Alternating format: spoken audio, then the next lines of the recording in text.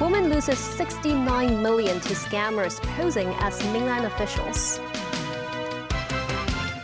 Government to enhance sexual offense laws, especially targeting child abuse cases. And Thai teen kills grandparents, teachers, and students in gun rampage.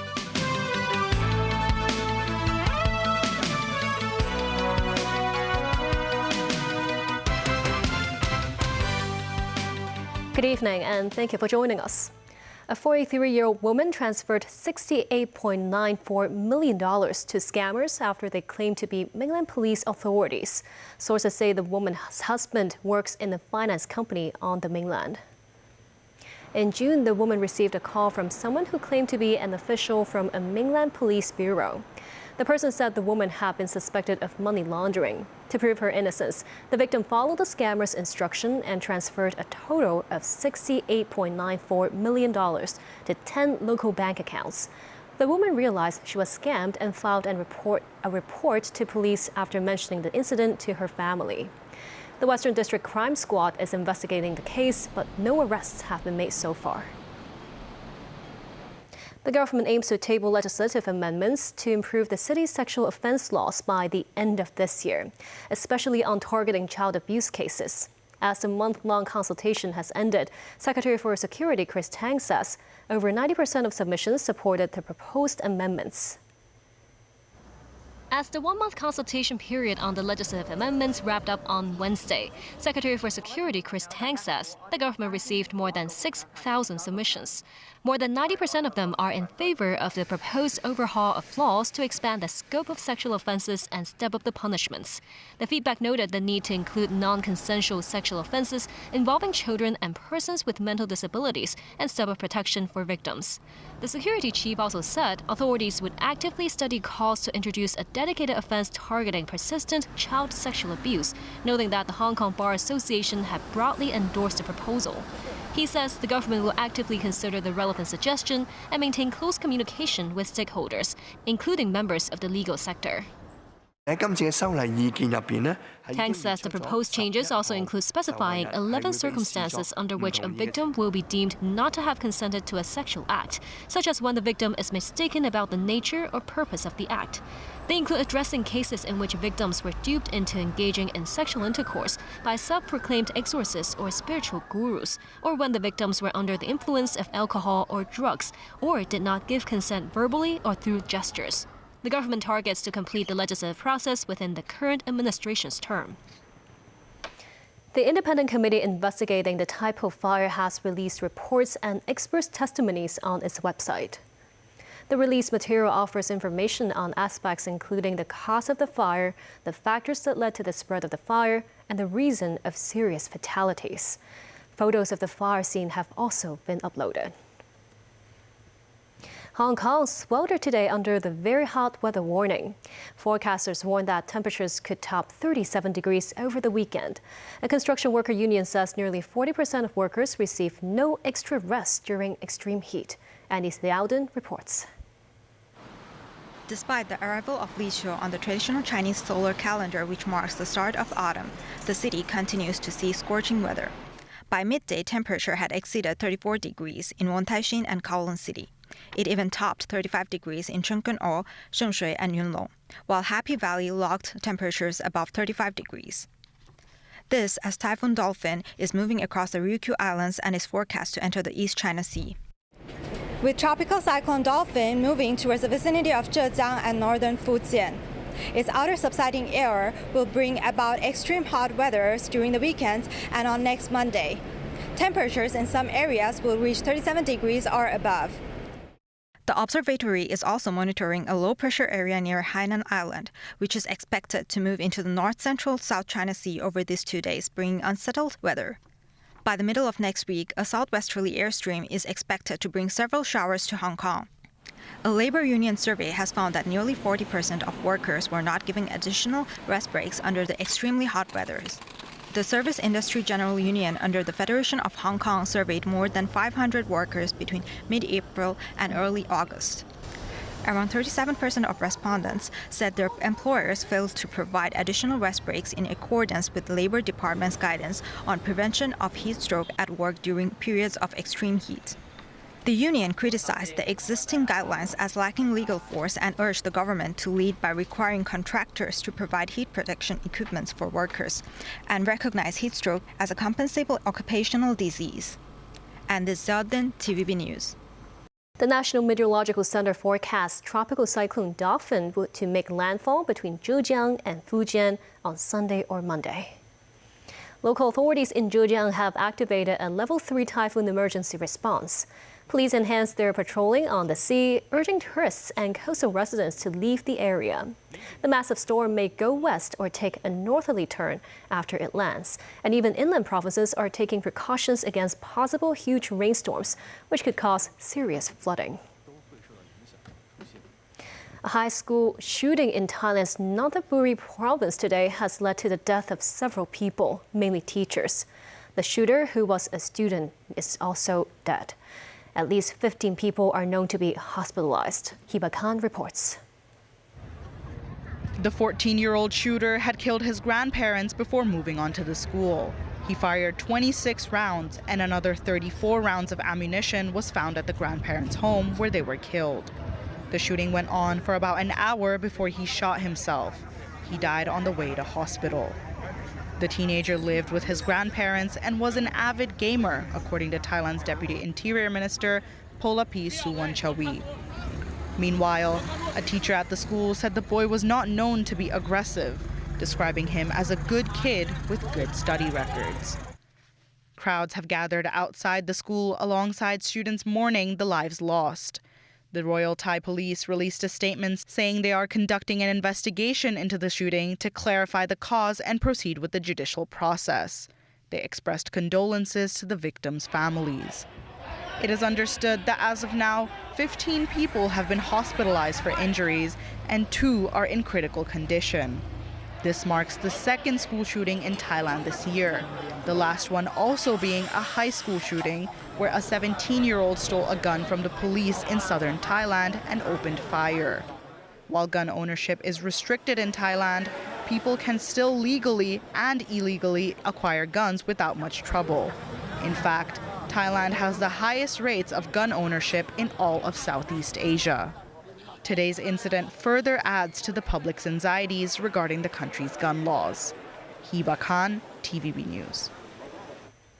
And still ahead, questions remain over possible U.S. munitions shortage.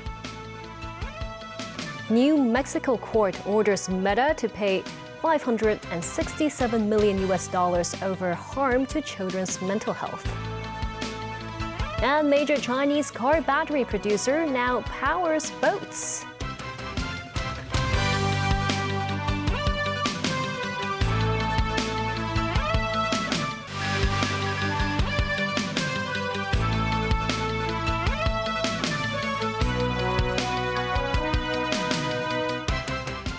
Welcome back.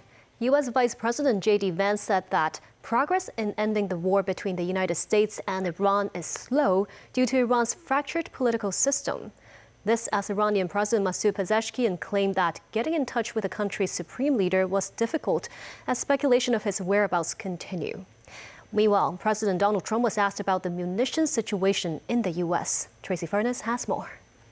On munitions, you posted overnight that the U.S. has a massive amount, and you denied that there were any shortages. There is a supplemental request for $21 billion to restock. So why is that request still there? Well, because we need more all the time. I mean, we need more. Look, we gave tremendous amount to Ukraine. The Biden people did. And they were given free of charge, no charge. No charge, billions, hundreds of billions of dollars. And fortunately, I built up so much during my term. I rebuilt the military and also loaded it up with a lot of stuff. And we have certain types of munitions that are very powerful, that we have unlimited, virtual unlimited supply. We have others where it's a little bit tighter. and we're getting them in on a daily basis. Meanwhile, speaking on Iranian state TV Wednesday, Iranian President Masoud Pezeshkian claimed that getting in touch with the country's new supreme leader was difficult, as speculation over Mujtaba Khamenei's whereabouts and health condition continues. He said it's very difficult to get in touch with him right now, but his presence is a major source of strength to us. This is Lebanon's health ministry said. One person was killed and 12 wounded in an Israeli strike in the town of Tebnin, and another 8 wounded in overnight strikes on the village of Burj al-Shamali. Artillery shelling also targeted areas of Masuri and Majd al-Zun. Israeli military said Thursday 2 soldiers were killed in an explosion in southern Lebanon, the first Israeli death since the shaky truce between Israel and Hezbollah began nearly 2 months ago. Tracy Furness, TVB News. U.S. President Donald Trump said he is taking action to boost the U.S. polysilicon industry. He has imposed tariffs and minimum prices on imports of polysilicon to help increase domestic production of the material. U.S. Secretary of Commerce Howard Lutnick blames China for selling cheap. Polysilicon is sort of the foundational product that makes silicon wafers that become the AI chips and the chips that are in our phones and everything. So the president's policies have brought 50% of production into America. But we need the foundational products made here. Otherwise, you know, we're making the products here, but we need the supply chain here. So this will bring the supply chain here. We're setting prices so that the Chinese can't dump anymore, and we're setting tariffs to say build it here. We've got the industry here. It's too small, and it's going to explode under your leadership. Polysilicon is important to the chip-making industry and in the manufacturing of solar panels. The Chinese embassy in Washington says the U.S. is again abusing state power to go after Chinese businesses. Meta has been ordered to pay another $567 million in fines to New Mexico State in the U.S. This brings Meta's total fines for the case to $942 million, after the first penalty of $375 million was given by a jury in March. The spokesperson for Meta stated that they disagree with the ruling and will be filing an appeal. Judge Brian Bichet said the media giant's harms have become a widespread issue of public safety and health.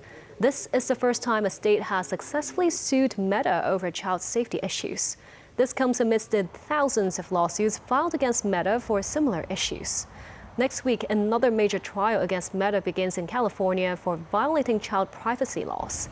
The company was found to have repeatedly violated New Mexico's Unfair Practices Act by steering young people towards harmful content like nudity and child sexual exploitation. Meta has been ordered to put the money in a fund aimed at reducing future harm, within which a vast majority of the money will go towards appropriate clinical or behavioral health programs and professionals. In its latest financial results, the media giant earned $61 billion in revenue from April to June this year alone. A female doctor has been suspended for 1 month after the medical council found her guilty of professional misconduct for leaving fragments of a surgical drainage tube inside a patient for 12 years. Dr. Shek Ngok-yong performed surgery in January 2011 to remove a tumor from a female patient's right breast. It was not until 2023 when the patient sought treatment from another doctor for persistent pain in her right chest that an X-ray revealed 3 pieces of the drainage tube from the operation had remained inside her body. The prosecution argued that Dr. Shek's negligence fell well below the standard reasonably expected of a medical practitioner. In mitigation, the defense said Dr. Shek accepted full responsibility for her mistake, and she had practiced medicine for nearly 40 years without any similar incidents, describing the case as an extremely rare lapse caused by momentary oversight. The medical council noted that the patient did not suffer any lasting harm and ordered the doctor's name be removed from the medical register for 1 month. It's been nearly a year and a half since the Kai Tak Sports Park opened. While the government is pushing hard to leverage major events to drive ticket stub spending, some merchants in the nearby Kowloon City District said they have not really reaped the rewards. Celine Chan tells us more. Four European football powerhouses played 2 pre-season friendlies at Kai Tak this month, each drawing over 40,000 fans. The Kai Tak Mall rolled out dining deals and free luggage storage on match days. Food and beverage businesses saw a nearly 50% spike in sales, while sports gear stores even pulled in 5 times their usual takings. While many merchants in Kai Tak and nearby are offering discounts to ticket holders, plenty of fans simply are not in the loop about the deals. I thought it's only around the Tai Tak area, but I'm not sure if it's also in the Kowloon City area. This spectator said he only found out about the ticket stub perks when he saw the ad boards inside the venue, and suggests that merchants should push such information more on social media so fans actually know what's on offer. Later that night, some fans filtered into Kowloon City after the game, and a few even used their ticket stubs for discounted Thai food at a local spot. The restaurant's owner said business jumps 10 to 20% on big event days at Kai Tak, but ticket stub holders make up less than 5% of their customers. Honestly speaking, we're more than happy to offer deals, even at half price or 30% off, if it brings people through the door. The problem with us is that we don't have that many channels to promote this. Apps in the mainland are very integrated when you buy a ticket. You can already see all the food options right there, the address, the deals, everything in one stop. Such platform is not available in Hong Kong yet. For now, we're all going it alone, doing our own promotions separately. This is a very common tactics and strategy for promoting ticketing, hotel hospitality, and also the restaurant together. So people, when they come before they come to the city, they know that where they are going to go, which hotel they are going to live, and which restaurant they are going to join. So if the organization can give more information before they plan to come to Hong Kong, so then the people can have more plan to have stay in Hong Kong for more few days. So this is what we want to do in the future. Secretary for Culture, Sports and Tourism Rosanna Law earlier stated that the government is considering guiding the business sector to roll out more crossover promotional campaigns. There are currently plans to extend the Ticket Stub Economy Initiative to the Wine and Dine Festival in October. Celine Chan, TVB News. An AI agent engineered to fulfill the needs of the food service industry made its debut at a restaurant in the Hong Kong International Airport. Andy Ziaoden has more. Xiao an AI agent, made its debut at a restaurant located in the Hong Kong International Airport, marking the first implementation of an AI agent in the food service industry in Hong Kong. It supports voice interactions with customers, recommending dishes and sharing food stories to enhance the dining experience. Currently, the system supports 3 languages: English, Cantonese, and Mandarin. Hi, could you please recommend me something spicy? And please note that I don't eat pork. Here are some recommended dishes for you. You can tap the pictures below to order. Customers expressed the interaction with the AI allowed them to skip the hassle of communication and save them time. So we don't have a lot of time in this restaurant, so I just ask it to give us some, pretty fast and not time-consuming answer. So the answer is pretty good and the food is delicious. Anthony Locke, founder of Xiao Smart Service and president of the Hong Kong Federation of Restaurants and Related Trades, says the system could help alleviate the operational pressure on frontline staff members. We need to build up a culture for them, I think so. And also, the management should take care of their feeling when deploying this kind of system. It's not to replace their employment. However, it can build their ability, for serving their customers and knowing more about the F&B knowledge. Operators say the service is introduced to help restaurants address severe labor shortage and also make things more efficient. Andy Zeldin, TVB News. Chinese battery company CATL has expanded its product application outside of electric vehicles to include vessels. CATL is the world's largest electric car and energy storage battery producer. Mimo Sangai reports. Tourists can enjoy the night scenery of Ningde, Fujian, by taking the Donghu Zhixin, a vessel that is propelled by electricity. Consists of a CATL battery pack and an electric vehicle supply equipment. It takes 3 hours to charge the vessel. After that, it can embark on a voyage that lasts for 5 to 6 hours. The ship company says that migratory birds are the reason why they chose to operate an electric vessel at the Donghu Wetland Park. They explained that crude oil vessels could produce pollution and destroy the area's ecosystem. Separately, the vessel's battery supplier, CATL's headquarters, is also in Ningde. At this exhibition hall, visitors can find out about the different types of batteries that the company have developed over the years, including the latest generation of cell-to-pack battery system, which supports a vehicle's driving range of more than 1,000 kilometers. Not far away from the headquarters, there's a CATL's lighthouse factory with the ability to produce 1 battery cell every second. And the company outsources the production lines to a local manufacturer, visited by Chief Executive John Lee about a month ago.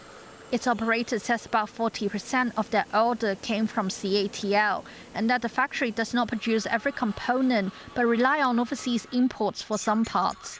Moments 9, TVB News. And that's the news. Thank you for watching.